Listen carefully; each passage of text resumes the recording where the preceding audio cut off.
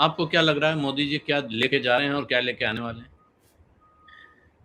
लेने देने से ज़्यादा महत्वपूर्ण मुझे लगता है इस यात्रा में, जैसा कि आपने संकेत दिया और जैसा इकोनॉमिस्ट के कवर पेज से संकेत मिलता है, और बाकी अगर जितने भी गंभीर यहाँ पत्र पत्रिकाएं हैं उसमें जितने भी लेख छप रहे हैं, थिंक टैंक्स में जो लेख छप रहे हैं, वो ये स्पष्ट करते हैं कि कुछ, जिसे कहते हैं ना हमारे यहाँ ज्योतिष में ग्रहयोग, भारत का कुछ ऐसा ग्रहयोग इस वक्त है कि कोई ऐसा बड़ा देश नहीं है जिसको भारत की जरूरत ना हो।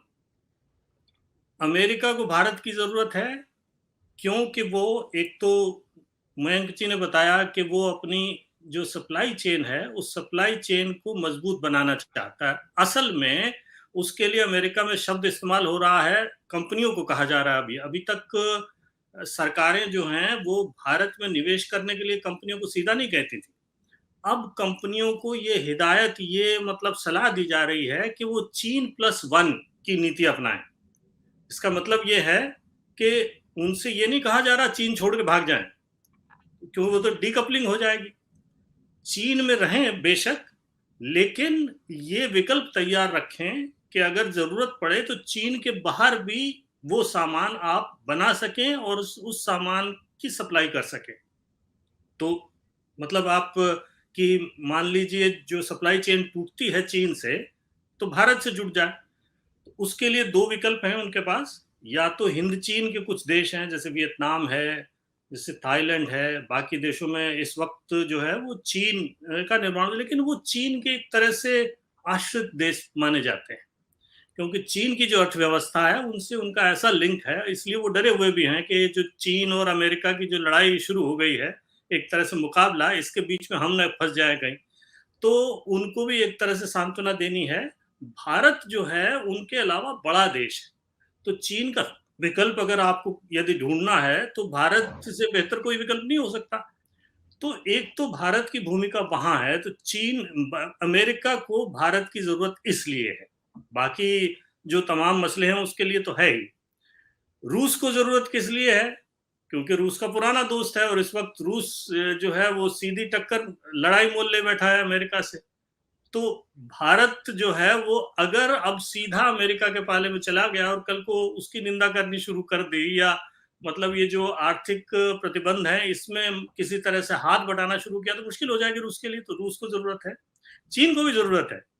चीन ये बिल्कुल नहीं चाहता और शुरू से नहीं चाहता कि कोई खेमा बने और अमेरिका के खेमे में भारत जाए।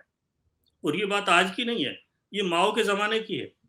माओ की नेहरू जी से खुन्नस एक ही थी कि वो ये नहीं चाहते थे कि वो किसी और दूसरे खेमे में जाए। वो ये मान के चल रहे थे कि नेहरू जी और भारत जो है वो चीन के खेमे में रहेगा। उनको उस वक्त सोवियत संघ से भी उनकी टक्कर थी, तो सोवियत खेमा भी उनको पसंद नहीं था। इस वजह से जो है झगड़ा हुआ, लड़ाई हुई, अविश्वास बढ़ गया।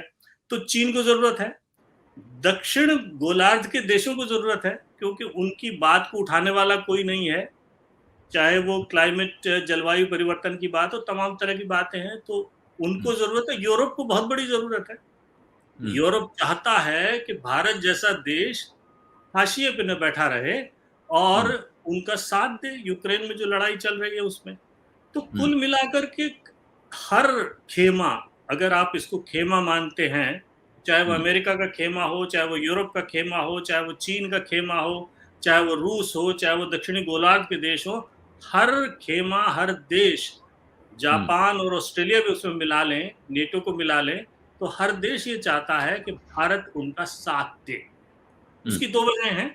एक तो भारत की इस वक्त हैसियत ऐसी है, 1950 के दशक में भी नेहरू जी के सामने ये सारे विकल्प थे। उस वक्त भी अमेरिका चाहता था कि भारत नया नया आजाद देश हुआ है, वो हमारे खेमे में आए। सोवियत चाहते थे हमारे खेमे में आए, और माओ तो चाहते थे कि मेरे खेमे में रहे। लेकिन नेहरू जी ने फैसला किया कि नहीं, हम जो है वो अपना एक अलग खेमा बनाएंगे। खेमा तो नहीं, मतलब हम गुटनिरपेक्ष रहेंगे, एक अलग दुनिया, हम अपनी आवाज बाकी दुनिया की आवाज बने। आज जो भारत की विदेश नीति है वो लगभग उसी लाइन पे चल रही है। अभी तक जिस आप जयशंकर जो विदेश मंत्री हैं उनके सारे बयान देख लें, उनको, अब पहले वो विदेश सचिव थे, अब विदेश मंत्री हैं, तो लगभग 9 साल हो गए विदेश नीति देखते हुए। वो बराबर ये करते आ रहे हैं कि ठीक है, हम अमेरिका से नज़दीकी बढ़ाना चाहते हैं, अमेरिका से रिश्ता प्रगाढ़ करना चाहते हैं, अमेरिका की हमें ज़रूरत है। लेकिन इसका मतलब ये नहीं है कि हम जो है अपने रिश्ते रूस से ख़राब कर देंगे, और ये भी इस वक़्त बुद्धिमानी नहीं होगी कि आप चीन से सीधी लड़ाई मोल ले लें। चीन जो है वो उभरती हुई महाशक्ति है, और क्या पता चीन नंबर 1 ही हो जाए। और कल को ये जो सीमा का विवाद चल रहा है, सीमा का विवाद क्या है, कुछ हजार किलोमीटर इधर हो जाए उधर हो जाए, इससे क्या फर्क पड़ता है दोनों देशों को। तो सीमा का विवाद कभी भी सुलझ सकता है, चीन को ये कभी भी होश आ सकता है, चीन में सत्ता परिवर्तन हो सकता है, कुछ भी हो सकता है, और उसके बाद आप क्या करेंगे। तो इसलिए वो चीन से भी सीधी लड़ाई नहीं मोल लेना चाहते, तो वो ये चाहते हैं कि भारत एक स्वतंत्र जो है शक्ति के रूप में उसकी अहमियत बनी रहे। और हाँ, अगर आप एक स्वतंत्र दोस्त के रूप में हमसे दोस्ती प्रगाढ़ करना चाहते हैं तो हम तैयार हैं। तो ये है सारा। तो इस वक्त मोदी जी की जो कुशलता है और उनकी सरकार की जो कुशलता वो इसमें है कि किस तरह सारे पक्षों को ये लगना चाहिए कि हाँ, भारत जो है वो हमारी तरफ है। हम जो चाहते थे पूरा तो नहीं किया, लेकिन काफी हद तक भारत ने हमारे लिए कर लिया, और चारों तरफ से आप फायदा उठाएं। यही इस वक्त पूरी दुनिया यही खेल खेल रही है। यहाँ तक कि सऊदी अरब की क्या मिसाल आप देख रहे हैं। पिछले 70 साल से सऊदी अरब को खिला पिला करके बड़ा किया अमेरिका ने, और अब उनके तेवर देखिए। अब वो फोन नहीं उठाते हैं। अब वो मतलब ये कहा जाए कि पूरी दुनिया की अर्थव्यवस्था संकट में आ रही है, आप दाम घटा दीजिए या उत्पादन बढ़ा दीजिए, तो वो सुनते नहीं है। ऊपर से रेड कारपेट इतना लंबा जो है शी साहब के लिए बिछा दिया, और सबसे बड़े व्यापार साझेदार सब कुछ जो है वो चीन बन गए हैं। तो ये तो मतलब ये है कि चमत्कार, तो पैसा सबसे बड़ा चमत्कार है, उसको नमस्कार है। तो जब सऊदी अरब जो है एक स्वतंत्र नीति अपना करके आगे बढ़ रहा है, तो भारत क्यों ना बढ़े। तो कुल मिलाकर के ये इस वक्त भारत की अनूठी स्थिति है। और ये सारा सलाम, ये जो राजकीय भोज देना, ये राज की यात्रा का जो है उसको दर्जा दे देना, ये सब उसकी मेहरबानी है। तो अगर मोदी जी की जगह कोई और होता तब भी खेल तो यही होता। ये अलग बात है कि इस वक्त मोदी जी हैं, और मोदी जी इतने दिनों से संभाले हुए हैं। उनके रिश्ते कोई खराब भी नहीं है, अच्छे रिश्ते हैं। अमेरिकी जो है उनको पसंद करते हैं। अमेरिका में जो लगभग 50 लाख भारतीय हैं, उनके वो मोदी जी उनमें अच्छे लोकप्रिय हैं, ये भी अपने आप में एक उपलब्धि है। तो सारी बातें मिलजुल करके एक बिंदु पर इकट्ठा हो रही हैं। तो अगर इस अवसर का भारत ने फायदा नहीं उठाया, तो भारत को हो सकता है अगले 20-30 साल में उसी तरह पछताना पड़े जैसे भारत आज 50 के दशक में अगर कुछ ने कुछ और किया होता, तो उसको लेकर कई बार सोचता है। जी, तो आपका कहना है, एक तो मोदी जी और जवाहरलाल नेहरू की विदेश नीति में कोई फर्क नहीं दिख रहा है अभी तक। जयशंकर उसी को कंटिन्यूटी में ले जाते हुए दिखाई पड़ रहे हैं। लेकिन एक चीज और आपने कही कि मोदी जी अब प्रयास कर रहे हैं कि दुनिया भर के देश ये समझें कि ये हमारे साथ ही हैं। नेहरू जी चाहते थे कि दुनिया भर के देश ये समझें कि ये हमसे थोड़ा दूर हैं, ये गुट निरपेक्ष हैं, जो गुट खास तौर पे जो बड़े गुट चला रहे थे। एक कहावत है बहुत पुरानी शिवकांत जी, कि सारा शहर जिसका दोस्त हो उसका कोई दोस्त नहीं होता। तो अगर मोदी जी सारी दुनिया के देशों को अपना दोस्त बताने या बनाने में लगे हैं, तो ऐसे में क्या भारत के अपने हित कॉम्प्रोमाइज नहीं होते हैं, और इससे ज्यादा बड़ा रिस्क नहीं खड़ा हो रहा है कि आज अमेरिका भी हमारा दोस्त है, रूस भी हमारा दोस्त है, चीन भी हमारा दोस्त है, सऊदी अरब भी दोस्त है, लेकिन फिर ये सब पीठ पीछे तो सोचते होंगे भाई ये क्या चक्कर क्या है, ये मेरा भी दोस्त और उसका भी दोस्त। देखिए, कूटनीति इसी को कहते हैं। कूटनीति में ऐसा दोस्त कोई नहीं होता कि दूसरे से उस दोस्ती के लिए दुश्मनी पाल ले, और ये कूटनीति अमेरिका की ही चलाई हुई है, पश्चिमी देशों की ही चलाई हुई है। तो इसलिए इसमें मुझे कोई दुविधा नहीं नजर आती। फर्क केवल इतना होता है कि दोस्त को ये लगना चाहिए कि हाँ, मेरे अच्छे दोस्त हैं, दूसरे के उतने अच्छे दोस्त शायद नहीं है।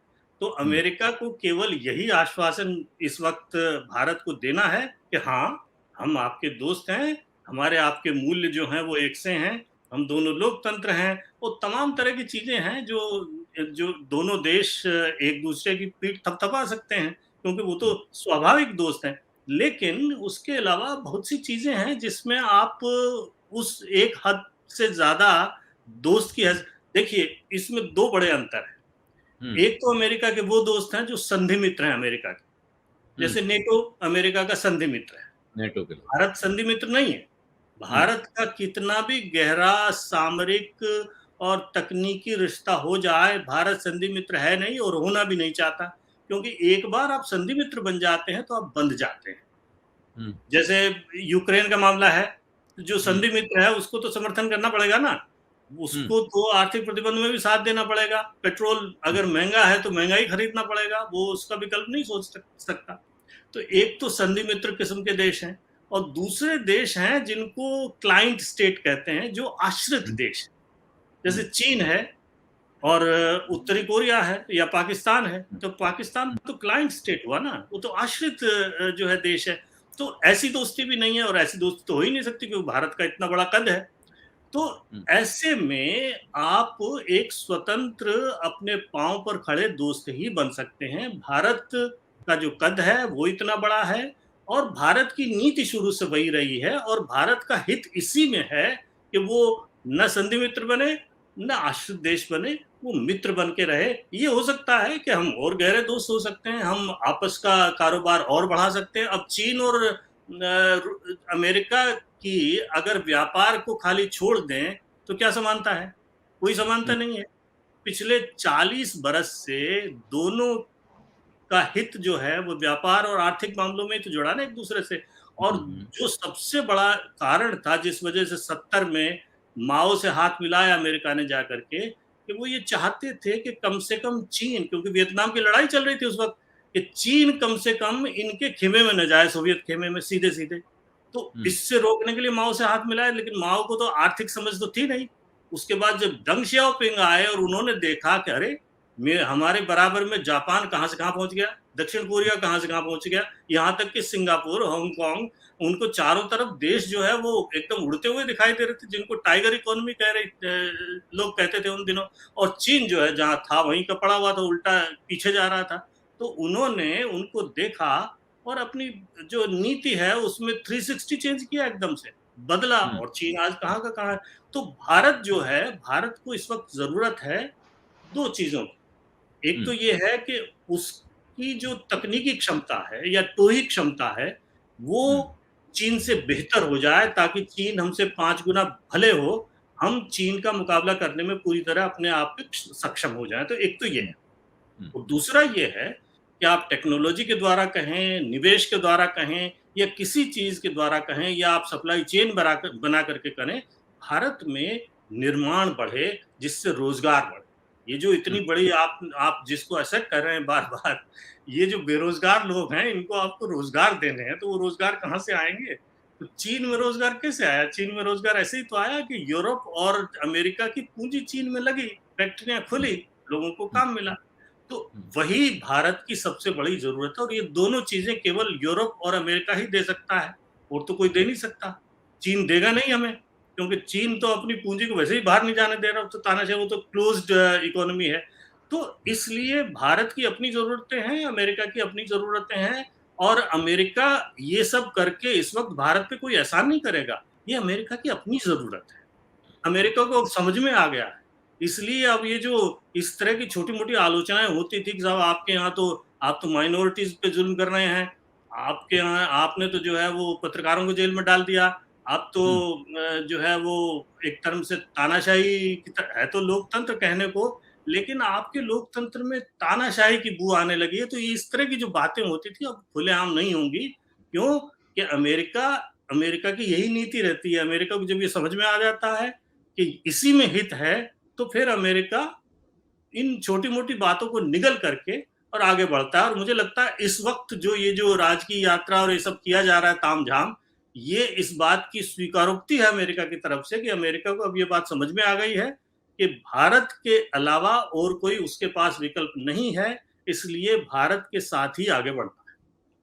सत्य हिंदी का ऐप डाउनलोड करें गूगल प्ले स्टोर पर।